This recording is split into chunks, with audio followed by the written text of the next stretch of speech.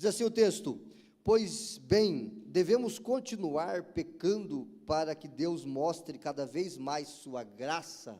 Essa é uma pergunta retórica que Paulo está fazendo, e a resposta clara é: claro que não, claro que não. Uma vez que morremos para o pecado, como podemos continuar vivendo nele? Ou acaso se esqueceram de que, quando fomos unidos a Cristo Jesus no batismo, fomos unidos a Cristo Jesus no batismo, nos unimos a Ele em sua morte. Quando nos unimos a Cristo no batismo, estamos declarando que nós morremos com Jesus. Não vivemos mais para nós mesmos. E o texto continua dizendo, versículo 4, isso, né? Pois pelo batismo morremos e fomos sepultados com Cristo. Então aprendemos que o batismo também aponta para o sepultamento da nossa velha natureza. E assim como ele foi ressuscitado dos mortos pelo poder glorioso do Pai, agora nós também podemos viver uma nova vida, nos tornarmos uma nova criatura. Uma vez que nossa união com ele se assemelhou à sua morte, assim também nossa ressurreição será semelhante à dele. Tanto a ressurreição espiritual, que é quando nós nos convertemos, como também a ressurreição do corpo, quando Jesus voltar. Se nós estivermos mortos, nós vamos ressuscitar. Se estivermos vivos ainda, receberemos um corpo glorificado. Sabemos que nossa velha natureza humana foi crucificada com Cristo, para que o pecado não tivesse mais poder sobre nossa vida e dele deixássemos de ser escravos. Pois quando morremos com Cristo, fomos libertos do poder do pecado. Então, uma vez que morremos com Cristo, cremos que também com ele viveremos. Temos certeza disso, pois Cristo foi ressuscitado dos mortos e não mais morrerá. A morte já não tem nenhum poder sobre ele. Quando ele morreu, foi de uma vez por todas para quebrar o poder do pecado. Mas agora que ele vive, é para a glória de Deus. E o último versículo: da mesma forma, igual a Cristo, considerem-se mortos para o poder do pecado e vivos para Deus. Amém, meus irmãos? Continue com a sua Bíblia aberta, tá? A gente vai examinar aqui alguns desses versículos ainda. Qual o significado do batismo nas águas? A gente vai trabalhar esse tema. Vai aparecer aqui para você os slides. Qual o significado do batismo nas águas? Por que precisamos ser batizados? Primeiro ponto, assim, de cara, porque Jesus mandou. Se ele mandou, já é o suficiente para nós obedecermos, amém? Jesus mandou, é uma ordem de Jesus. Lá em Mateus capítulo 28, versículos 18 e 19, está dito: portanto, ide e fazei discípulos de todas as nações, batizando-os. Olha só a ordem de Jesus, não é uma dica, não é uma sugestão, é uma ordem. Batizando-os em nome do Pai, do Filho e do Espírito Santo. Jesus, ele nos deixou duas ordenanças, duas ordens, que nós devemos, como cristãos, obedecer: batismo e ceia. Devemos ceiar, comer do pão e beber do cálice, simbolizando o corpo e o sangue de Jesus, e devemos também descer as águas do batismo. São duas ordens que Jesus nos deu. E se nós somos cristãos, automaticamente vamos desejar obedecer à ordem de Jesus. No dia 9 de fevereiro, nós teremos o batismo de 20 pessoas aqui na nossa igreja, talvez um pouco mais, se alguns tomarem a decisão de obedecerem a Jesus. Após essa pregação aqui, ainda dá tempo de você colocar o seu nome na lista do batismo. Então, nós vamos ter a alegria de batizar esses novos irmãos que estão fazendo discipulado, participando da classe do pastor, também fazendo discipulados individuais, que a gente vai conectar cada um de vocês com outras pessoas, para que vocês estejam continuando esse discipulado um a um, após o batismo, tá? Então, é uma alegria, é uma festa para a igreja, é um dia de festa. Quem já participou dos nossos batismos aqui, já percebeu que o nosso batismo é um dia de festa, e deve ser um momento de festa, e é um momento de festa em todos os lugares, todas as igrejas que entendem a importância do batismo. Também é interessante dizer que, respeitando a compreensão de outras igrejas, mesmo evangélicas, que batizam crianças, porque não são apenas os católicos que batizam crianças, igrejas evangélicas continuaram com essa prática, né? Lutero, saindo da igreja católica, ele continuou batizando os infantes. Os luteranos batizam crianças, os congregacionais batizam crianças, e os presbiterianos batizam crianças, e eles fazem a chamada confirmação depois. Ok? Respeitamos. Porém, não somente como batistas, né, a placa batista, né, grandes coisas, mas entendo biblicamente que o batismo ele é para pessoas que se converteram. Tem que haver compreensão, tem que haver uma decisão. Aí eu não vejo uma criança recém-nascida conseguindo tomar essa decisão de seguir a Jesus, de decidir-se por seguir a Jesus. A conversão é um momento ímpar na vida do sujeito, em que ele entende que ele é um miserável pecador, e que está indo direto para o inferno se continuar vivendo até o dia da sua morte, sem entregar a vida a Cristo. Ele compreendeu o amor de Deus, e então ele se converte a Jesus. Uma criança não consegue fazer isso. Quando nós olhamos para Jesus, ele tinha 30 anos de idade, quando ele foi batizado. João Batista ainda resistiu. Não, eu que preciso ser batizado por ti, tu vem a mim. Jesus disse, não, para que se cumpra todas as coisas. Ou seja, até o Filho de Deus obedeceu. Ele precisava. Jesus precisava ser batizado, irmãos? Sim ou não? Não. Mas ele disse, para que se cumpra todas as coisas. Ou seja, eu vou obedecer. O Filho de Deus é exemplo de obediência. Lá no Getsemane, ele disse ao Pai, se possível, afasta de mim esse cálice. Todavia, eu vou obedecer. Não seja feita a minha vontade, mas a sua. Então, Jesus é o nosso exemplo maior. Jesus, ele foi batizado quando ele tinha 30 anos de idade. E ele diz assim ainda, no capítulo 28 que nós lemos, ide e fazei discípulos de todas as nações e batize eles em nome do Pai. Como é que você faz discípulo? Vamos lá, como é que a gente faz discípulos, irmãos? Ensinando. Como é que você ensina uma criança que acabou de nascer? A ordem é, faça discípulo e batize. Então, primeiro faz discípulo.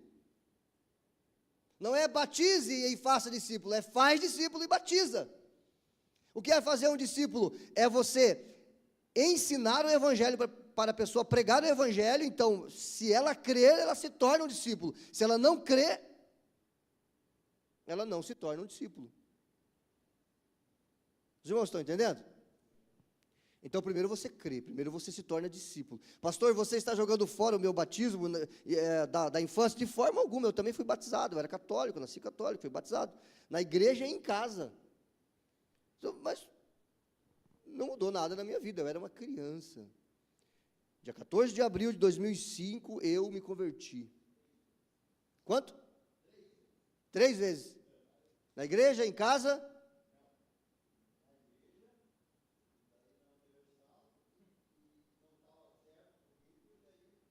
Então depois de adulto, olha só que interessante, e muitas pessoas eu batizei pela segunda vez depois de adulto. O Glink acabou de contar a história dele, se converteu na Igreja Universal, e lá a gente sabe como é que é, né? A pessoa quer ser batizada, batiza, porque acham que é para ser abençoado. Muitas pessoas pensam assim, né? Não sei se foi o caso do Glink. Então, ao chegar a uma igreja batista, uma igreja bíblica, ele entendeu o evangelho melhor e foi batizado. Eu já rebatizei várias pessoas assim também, dessa forma, porque tem gente que vai pela emoção. Por mais que você ensine, por mais que você pregue, a pessoa ainda acredita, não, eu sei que o pastor está falando que o batismo é para quem se converteu, mas eu ainda acredito que descer naquela piscina e tomar um banho ali, vai me abençoar. Toma um banho na sua casa. Você não tem água na sua casa? Aí pega uma bacia de água e entra dentro. O batismo, ele é para quem se converteu, é para quem se tornou um discípulo de Jesus. E você precisa ter condições intelectuais para isso. Você precisa ser convencido. Você não convence uma criança recém-nascida. Você não convence uma pessoa que nasceu com problemas mentais. É uma pessoa especial. Automaticamente ela está debaixo da graça de Deus e é salva. Agora nós estamos falando de pessoas capazes. Você está ouvindo. Você é responsável em tomar a sua decisão. E você não deve decidir-se pelo batismo apenas porque o pastor está aqui pregando para você, mas é porque você se converteu. Você se converteu, você crê em Jesus? Por que não obedecer e descer as águas do batismo? Muito bem. Jesus, ele ordenou que todos que crescem fossem batizados na água. E nós lemos aqui o texto da grande comissão, Mateus 28, 18 e 19. Este batismo que consideramos cerimonial, o batismo não salva, o batismo não lhe prospera, o batismo não lhe cura, o batismo não lhe torna mais abençoado, mas o batismo mostra que você está obedecendo a ordem de Jesus. O batismo é simbólico, é cerimonial, é uma manifestação externa, tá? De uma graça que internamente você recebeu de Cristo. Ou seja, o batismo é uma manifestação externa do que aconteceu dentro do pecador arrependido. Dentro do pecador arrependido, no âmago da sua alma, ele nasceu de novo. Ele recebeu vida espiritual. Ele foi batizado no Espírito Santo. O batismo no Espírito Santo acontece na hora da conversão. Esse também é um tema que algumas igrejas divergem bastante. As igrejas pentecostais vão dizer que o batismo no Espírito Santo é uma experiência depois da conversão. Você recebe o Espírito Santo quando você se converte, mas depois você tem que buscar o revestimento do Espírito, que é o batismo com o Espírito Santo, com a evidência de se falar em línguas. Já acreditei nisso, já fui pentecostal, me converti numa Assembleia de Deus, mas, irmãos, nós devemos ser mais bíblicos do que denominacionais.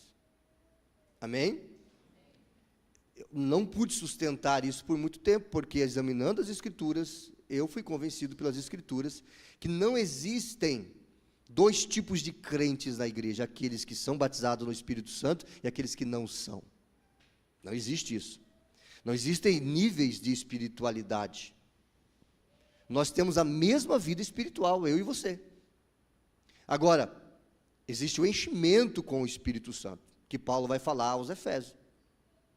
Então você pode estar mais cheio, mais vazio, pelo meio, depende da sua busca, de o quanto você se exercita espiritualmente. Do que eu estou falando? Leitura da Bíblia, jejum, oração, vida devocional, vida de igreja. Quanto mais você busca, mais cheio você está. E o contrário também é verdade. Enchimento do Espírito. Agora, batismo é na hora da conversão. E todo aquele que se converteu, só se converteu porque foi batizado no Espírito Santo. O que é ser batizado? Do grego, batismo, é mergulhar. Quando eu me converti, só me converti porque fui mergulhado no Espírito Santo. O Espírito Santo se uniu ao meu espírito e deu vida ao meu espírito que estava morto. Eu fui imerso no Espírito Santo, por isso me converti. Glória a Deus. O pastor grita, ela grita também, né? É isso aí, pentecostal é isso mesmo. Então eu fui imerso no Espírito Santo. Agora, o batismo nas águas é um testemunho externo do que aconteceu dentro de mim. Eu fui batizado no Espírito, agora eu vou ser batizado nas águas. E também o batismo, ele tem pelo menos 3 significados, tá? Simbólicos, que a gente vai entender aqui durante o sermão que está sendo pregado. Ele representa também, então, né, o testemunho público da fé que a pessoa tem no Salvador Jesus Cristo. O batismo cerimonial com água também, esse é o terceiro significado, simboliza o lavar regenerador e renovador produzido pelo Espírito Santo no pecador arrependido, no pecador convertido.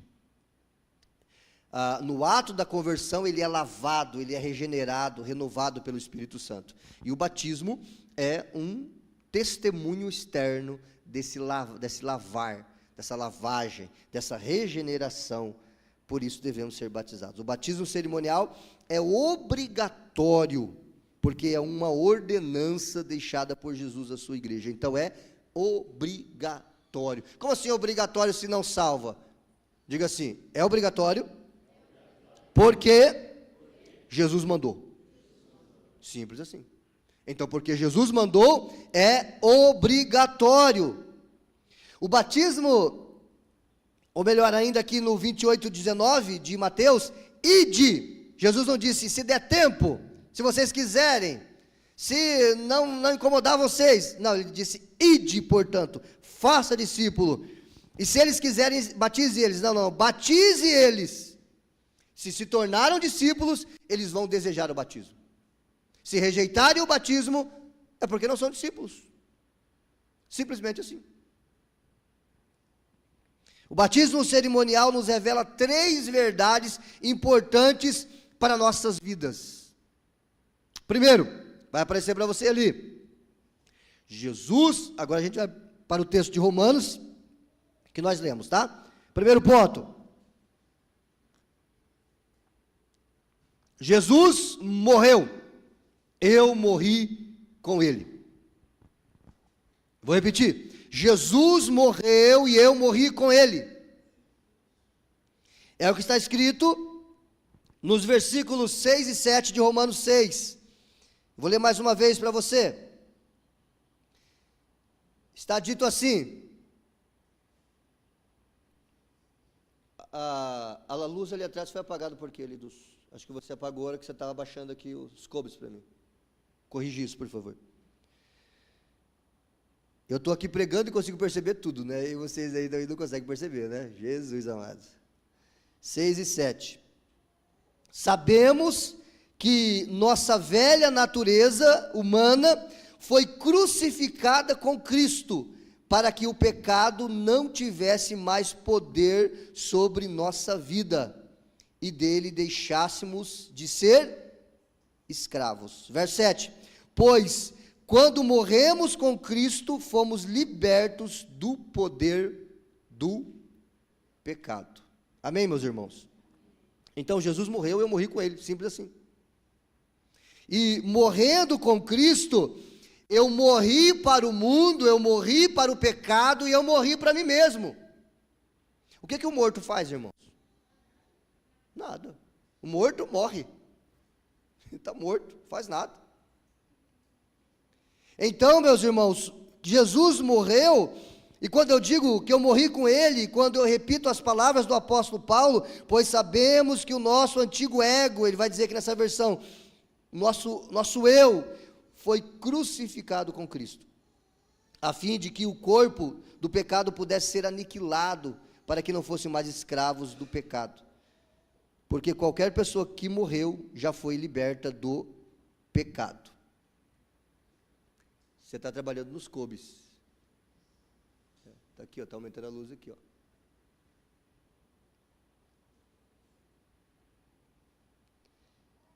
A Bíblia não está falando aqui, irmãos, da nossa morte física, mas da morte do velho homem. Não é a morte física, mas a morte do velho homem. A natureza adâmica. Quando nós declaramos que morremos com Cristo, quando nós nos convertemos a Cristo, a nossa natureza adâmica, ela morre com Cristo. A morte de Cristo, na morte de Cristo está a morte da minha velha natureza. O velho homem que representa a natureza dominada pelo pecado. Morre e passamos a ser dominados totalmente por Cristo. Então, se você morre para alguma coisa, essa coisa não tem mais poder sobre você. Você já falou para alguém assim, morri para você, ou você morreu para mim, já falou isso para alguém? Você morreu para mim, acabou. Que bom que isso não é literal, né? Podemos voltar atrás e reatarmos os relacionamentos. Mas quando você diz assim, você está falando que não tem mais contato. Que aquela pessoa, ela não respira mais para você, ela não fala mais para você, ela não significa mais nada para você. Ela morreu para você. Então, quando eu digo que eu morri com Cristo, a minha natureza humana morreu com Cristo, eu estou dizendo que eu morri para o pecado. Ele não significa mais nada para mim, eu não quero mais nada com o pecado, eu não quero mais nada com o mundo, você está entendendo isso? É sério, eu estou rejeitando o mundo que é governado por Satanás, e assim, pelo fato de você já ter morrido em Cristo, você enterra a sua antiga vida, entendendo que agora nos submetemos ao domínio do Senhor. O que você faz com o morto? Você enterra. Já pensou você chegar na casa de alguém, está ali, um morto, como faziam no Egito antigamente, né? É mumificar. Aí você chega na sala daquela pessoa, fala, meu Deus, o que é isso? Fala, não, isso aqui é o meu antepassado, ou a minha mãe, ou o meu pai, ou o meu avô, né? O meu esposo, ou a minha esposa, né, que faleceu, né, e eu mumifiquei. Aí eu fico aqui na sala, né, para a gente poder sempre estar recordando. O que você faz? Você sai correndo, né? Porque o morto nós sepultamos, nós enterramos. Então não adianta você ficar apreciando a sua velha vida. Eu acho engraçado, aqui a gente não tem muito disso, né? Porque a gente tem muitas igrejas, isso não é uma crítica, é só um comentário, tá? Que se dá muita oportunidade para as pessoas poderem falarem, né? Aí, tipo, a gente que é preparado para estar falando aqui na frente, às vezes fala umas besteiras, né? Imagina quem não é, né? Aí você dá a oportunidade para a pessoa contar o testemunho dela, né? Aí ela vem aqui toda convertida, ela começa a contar o testemunho, o passado dela, né? Aí ela vai falando assim, aí você nota que os olhos brilham, né? Parece que está com uma saudade, né? Quando eu não era crente eu fazia isso e aquilo outro. Aí você fala, peraí, mas você está testemunhando que você está morto ou você está com saudade da antiga vida? Porque tem gente que tem saudade da antiga vida. Tem saudade de quando era escravo do pecado. Tem saudade de quando era escravo do mundo, de Satanás. Exatamente, a mulher de Ló. O devocional de hoje, olhando para trás. Você imagina a mulher de Ló, por que ela olhou para trás? Está no devocional hoje. Ela olhou para trás porque o coração dela estava em Sodoma e Gomorra. O que aconteceu? Ela virou uma estátua de sal. O coração estava em Sodoma e Gomorra. Simbolicamente, então, através do batismo, nós declaramos, eu morri. Jesus morreu e eu morri com ele. Amém, meus irmãos? Segundo ponto, ele foi sepultado, eu fui sepultado com ele. Ponto. Essa vida antiga, essa natureza adâmica dentro de mim, eu sepulto ela. Não significa que você não vai ter desejo de pecar, não significa que você não vai pecar, não significa que você não vai, às vezes, questionar algumas coisas. Não é isso. O que está sendo dito aqui é que você pode, através do Espírito Santo, através de uma vida devocional, uma vida entregue a Jesus, suplantar a natureza humana. Agora, se você ficar alimentando o morto, alimentando a sua natureza humana, você vai viver uma vida que não agrada a Deus. É necessário falar isso, porque tem gente que acha que se ela tem desejo de pecar, é sinal que ela não é crente. Não, não é isso. Todo mundo aqui tem desejo de pecar. Eu duvido quem tem coragem de erguer aqui a mão e dizer, eu não tenho desejo de pecar. Aí você é o próprio Jesus Cristo. Todos nós temos desejos pecaminosos, todos nós. Porém, quando a vontade de pecar vem, eu tenho que me lembrar do quê? Eu morri. Essa natureza escrava do pecado está morta. E agora no segundo ponto aqui, Jesus foi sepultado, essa natureza foi sepultada. Eu não posso viver mais essa vida. Eu não posso mais viver no pecado. Não combina mais comigo. E se eu pecar? Se você pecar, se arrependa, peça perdão e continue a caminhada. Porque tem outras pessoas que quando cometem um pecado, elas acham que é o fim da vida. Agora o Senhor não me ama mais. Não. Agora você tem que aprender com o seu erro e se arrepender e continuar e evitar esse pecado da próxima vez. Porque nós vamos pecar. É impossível não pecar. Mas é possível aprender com o erro, porque todo pecado tem uma consequência nesta vida. Você vai trazer consequências sobre a sua vida, sobre quem está perto de você. Aprender com o pecado e evitá-lo da próxima vez. O pecado não faz bem, o pecado mata. O salário do pecado é a morte. Não é a vida, não é a prosperidade, não é a saúde, não é a alegria. O salário do pecado é a morte. Então nós devemos fugir do pecado. Versículos 3 e 4. Ou vocês não sabem que todos nós, o que fomos batizados em Cristo Jesus, fomos batizados em sua morte. Fomos, portanto, sepultados com ele através do batismo na morte. Quando eu sou imerso nas águas, eu estou dizendo, morri e estou sendo sepultado. Morri e estou sendo sepultado. Não vivo mais eu, como disse o apóstolo Paulo em Gálatas 2:20. Paulo disse, não vivo mais eu. Por quê? Porque eu morri. Mas Cristo vive em mim. E a vida que eu agora vivo no corpo, na carne, eu vivo para a glória do Filho de Deus que me amou e se entregou por mim. Amém, igreja? Então Jesus foi sepultado, eu fui sepultado com ele. Eu estou sepultado. Eu me lembro do Agostinho, o Santo Agostinho, né, o santo da Igreja Católica, foi beatificado, mas isso é coisa de católico, né? Agostinho é um homem de Deus, um santo, como todo crente é santo. Ele foi beatificado lá no contexto católico, mas muitos de vocês não sabem quem foi Agostinho. Foi um dos maiores teólogos que a igreja já viu. Viveu ali no 4º século aproximadamente. E ele era um homem de uma família rica, abastada. E ele viveu longe de Deus, boa parte da vida dele. Era um homem extremamente mergulhado na luxúria, no pecado, nos prazeres da carne. E um dia, ele se converteu a Cristo, ouvindo alguém citar uma porção da carta aos Romanos, inclusive, e a carta, o texto que foi citado era toma e lê, era mais ou menos essa expressão, toma e lê, pega e lê. E ele leu aquele texto ali de Romanos e falava exatamente do tipo de vida que ele vivia. Então, naquele dia, ele se converteu a Cristo. Mas ele era um cara que teve uma vida muito complicada. Ele estava andando na rua, uma determinada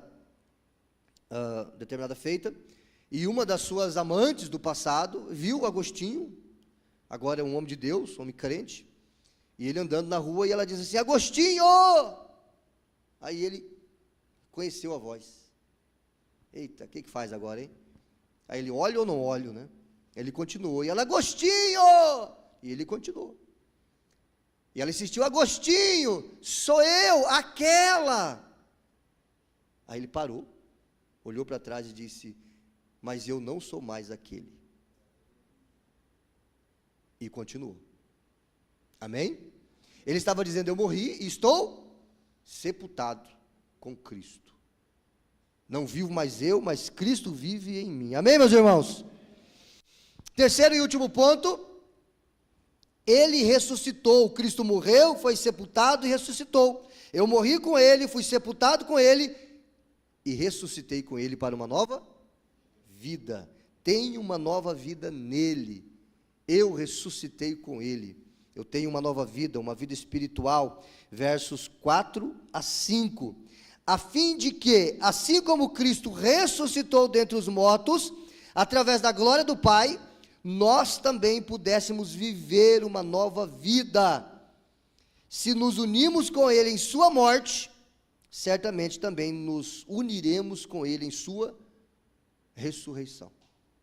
Uma nova vida espiritual e uma nova vida quando Ele voltar, um novo corpo, seremos semelhantes a Ele, perfeitos. Aí não haverá mais possibilidade de pecar. Antes da nova vida espiritual, eu não podia não pecar. Por quê? Porque eu era escravo do pecado. A pessoa em conversa, ela não está nem aí, ela não entende essa conversa, ela vai rir da sua cara, ela vai dizer, você é louco, virou crente, virou pastor, ficou fanático, agora não pode mais isso, nem isso, nem isso, nem isso. A pessoa em conversa, ela não entende, você não entendia, eu não entendia, muitos de vocês aqui ainda não entenderam, estão ouvindo aqui, mas não está fazendo sentido para vocês. Como é que você sabe disso, pastor? Eu sei. E a minha oração é que um dia você entenda. E que bom que você está aqui, não em outro lugar. É melhor estar aqui não entendendo do que estar lá fora. E que um dia você entenda, que um dia o Espírito Santo abra o seu coração e você entenda. Antes da conversão, eu não podia não pecar, eu era escravo. Agora, eu posso não pecar. Porque eu não sou mais escravo do pecado. Eu posso evitar o pecado, eu posso não pecar. Vai chegar o dia que eu jamais poderei pecar novamente. Porque eu serei completamente transformado à semelhança de Cristo. Amém, meus irmãos? Por enquanto eu posso não pecar. O pecado deve ser um acidente na nossa vida, e não um estilo de vida. 2 Coríntios, capítulo 5, versículo 17, consegue projetar para nós esse texto, por favor? 2 Coríntios, capítulo 5, versículo 17.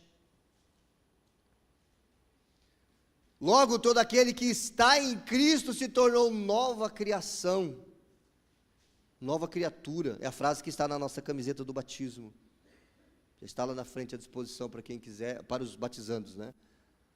A velha vida acabou,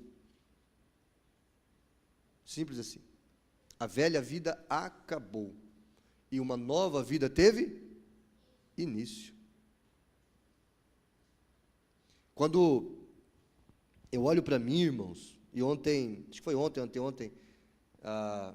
eu compartilhei, anteontem, na sexta-feira, eu estava recebendo uma visita lá em casa, e falamos sobre alguns desses assuntos relativos à nova vida, e eu disse assim, eu vejo em mim isso, todos os dias, eu tenho certeza da minha conversão, eu tenho certeza da minha salvação, eu tenho certeza que eu vou morar no céu. Ah, pastor, isso é orgulho. Não, isso é conhecimento bíblico e fé. Porque quando eu falo isso, eu não estou dizendo que eu sou bom, muito pelo contrário, eu estou dizendo isso porque eu sei quem eu era. Eu sei quem eu era. Na minha infância, adolescência, juventude, eu fiz coisas terríveis. Eu fui ateu dos 16 aos 21 anos. Eu não estou dizendo que ateu faz coisas terríveis. Eu estou dizendo que eu fazia. Eu era desonesto. Eu roubava. Eu não pensava duas vezes para passar a perna em alguém. Eu era uma criança ladra. Um adolescente mau. Que só pensava em mim. A criação que eu tive me levava para essa direção. Até os 21 anos, o meu Deus era eu mesmo. Mas dia 14 de abril de 2005, Jesus abriu os meus olhos. Ele me deu vida espiritual. Eu sei quem eu era. Eu sei. Por isso, eu tenho certeza de quem eu sou agora. Eu sou uma nova criatura. Eu era um marido mau. Ainda que a Denise casou comigo, eu já era crente, né? Mas antes da minha conversão, se ela tivesse me conhecido e se tivesse se casado comigo, ela teria sofrido. Porque eu era um homem mau. Os relacionamentos que eu tive antes da minha conversão, namoros, eu me converti com 21 anos, tive relacionamentos antes. Eu era mau. Eu era um namorado mau. As minhas namoradas, elas sofriam comigo. Estou falando antes da minha conversão, tá, irmãos? Daqui a pouco faz um corte aí e coloca, né? Por isso que a gente não estava fazendo live, né? É um perigo hoje você se expor na internet. Faz um corte aí, faz o que quiser com você, né? Ou o que você falou. Mas, em suma, aquele Josias está morto. Ele foi sepultado. 4 meses depois da minha conversão, eu fui batizado. Me converti dia 14 de abril e fui batizado dia 14 de agosto. Dia 14 de agosto, nas águas frias do rio Aquidauana, o morto foi sepultado. E de lá para cá, eu vivo uma nova vida, para a glória de Jesus. Amém, meus irmãos? Isso é conversão.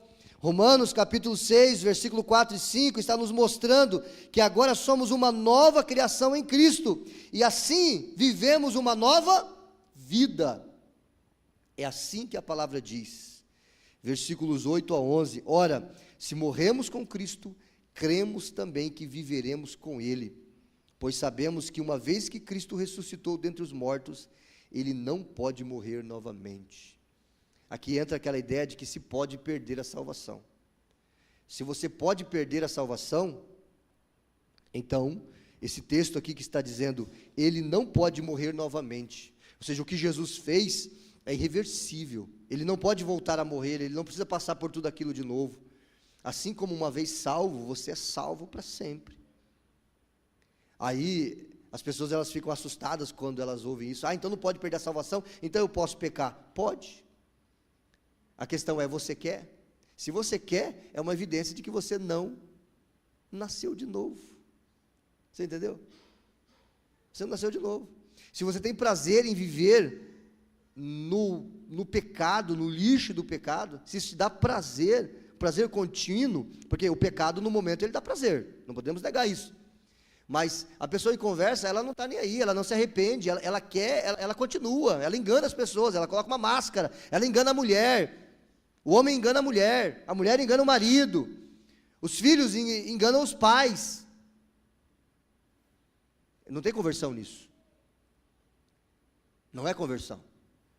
Conversão é quando você é transparente, é quando você diz, sim, a minha carne quer isso, mas a minha nova natureza, a vida de Deus em mim, me capacita a rejeitar o pecado. Amém, meus irmãos? Isso é sério. Isso é muito sério.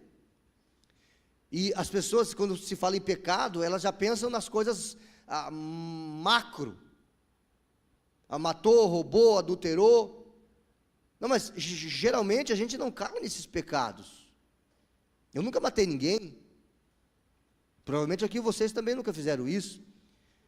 A gente tropeça nas pequenas pedras, as grandes pedras a gente desvia. São nas pequenas pedras que a gente tropeça.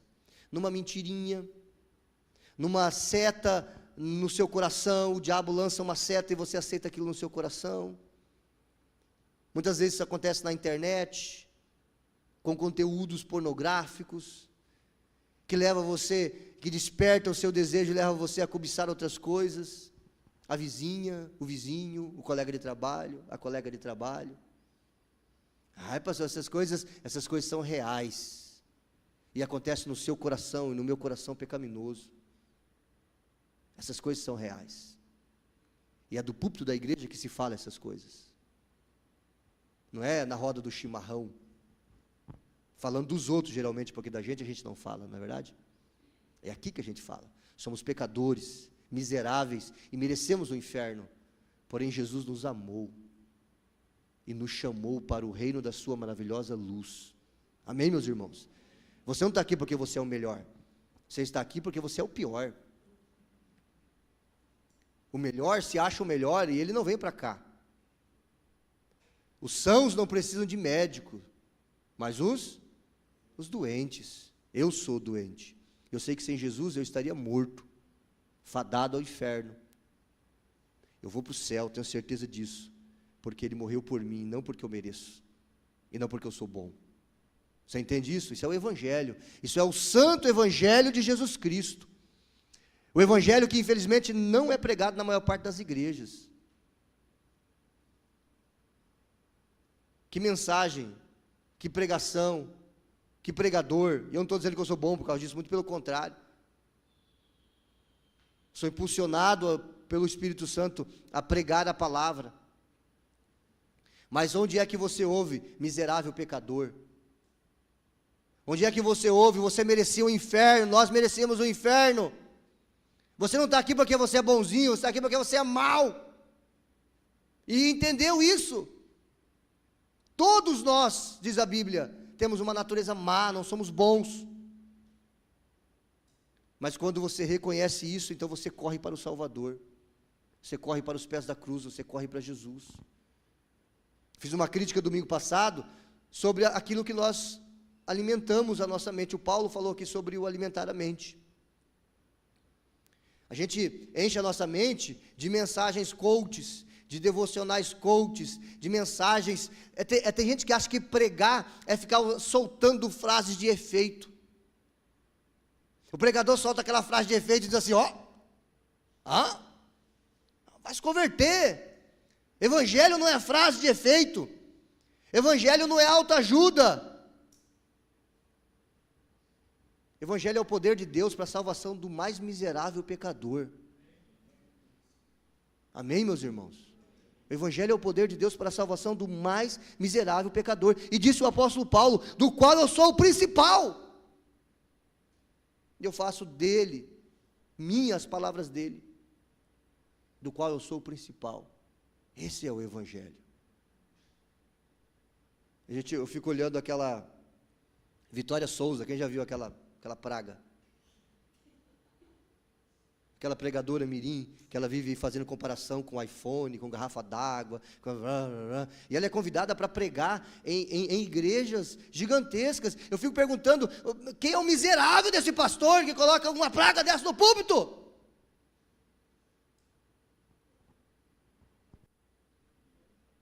Sim, irmãos, é uma desgraça, porque não é o Evangelho. Está levando pessoas para o inferno junto com ela. E ela é bem intencionada? Até pode ser, mas completamente equivocada. E assim, junto com boa parte dos pregadores que estão na mídia hoje, que estão bombando nas redes sociais, com milhões de seguidores. Você tem que escolher se você quer agradar a Deus ou se você quer agradar o homem. Você tem que escolher se você quer agradar a Deus ou se você quer agradar ao diabo. O apóstolo Paulo, ele era enfático e duro com os falsos profetas. Ele chamava de cães, de incircuncisos, de servos de Satanás, de falsos profetas. Aí a gente fica tentando jogar confete na pregação. Não, a Bíblia é a mesma, o Evangelho é o mesmo.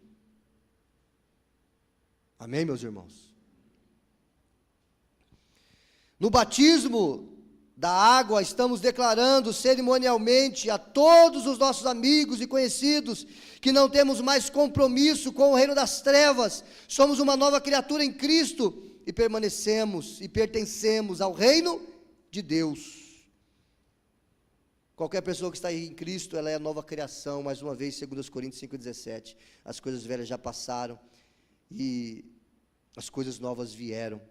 O batismo nos lembra que a nossa antiga vida foi aniquilada na morte de Jesus, e agora, graças à ressurreição, passamos a ter uma nova vida totalmente nova para viver. Amém, meus irmãos? Conclusão. Precisamos compreender que o batismo cerimonial não salva, nem complementa nada na salvação de alguém. Isso quer dizer que ele não tem poder salvífico. A salvação é uma dádiva de Deus recebida unicamente pela fé em Jesus Cristo. O batismo também não fará o crente mais santificado, nem mais forte, nem mais abençoado. Então a pergunta é, talvez a pergunta que você está querendo fazer: por que me batizar? Se o batismo não tem nenhuma dessas virtudes salvadoras e nem santificadoras. A resposta a esta pergunta é simples. Batizamos as pessoas porque Jesus mandou que os que crescem nele fossem batizados. Simples assim. Manda quem pode, obedece quem tem juízo. A banda vem para cá, por favor. Olha só que interessante, presta atenção nessa história aqui. Você pode ficar em pé também, para a gente concluir.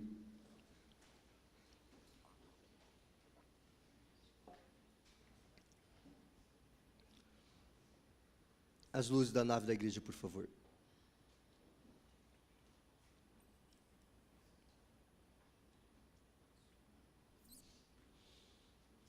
Olha só essa história. Numa determinada igreja, o pastor perguntou a uma menina de 12 anos de idade. Quantos anos? 12. No momento do batismo, por que você quer ser batizada? A menina respondeu, porque só agora sei que Jesus é quem salva. Ela disse, porque só agora sei que Jesus é quem salva. Ela estava dizendo assim, eu preciso de salvação. Eu sou carente de salvação. O batismo deve ser administrado naquelas pessoas que creem no Senhor Jesus como único e suficiente Salvador. Lá em Atos 8:36, o eunuco que foi evangelizado por Felipe, ele disse, eis aqui a água, o que impede que eu seja batizado? Felipe disse, é lícito se crer de todo o coração. E ele disse, creio que Jesus Cristo é o Filho de Deus. Atos 8:36, Felipe então o batizou. Você crê que Jesus é o Filho de Deus? O batismo não é para quem é perfeito, porque não tem ninguém perfeito. O batismo não é para quem vai viver uma vida isenta totalmente de pecado, não, também não, porque ninguém consegue. Nós tropeçamos nas pedras pequenas, mas o batismo é para quem entendeu que Jesus é o Filho de Deus, que Jesus é o Salvador, e que nós somos pecadores, e precisamos do nosso Salvador. Assim, a grande condição para que alguém possa ser batizado, é que este tenha confessado com honestidade, de coração, que Jesus Cristo é o seu Senhor e Salvador pessoal.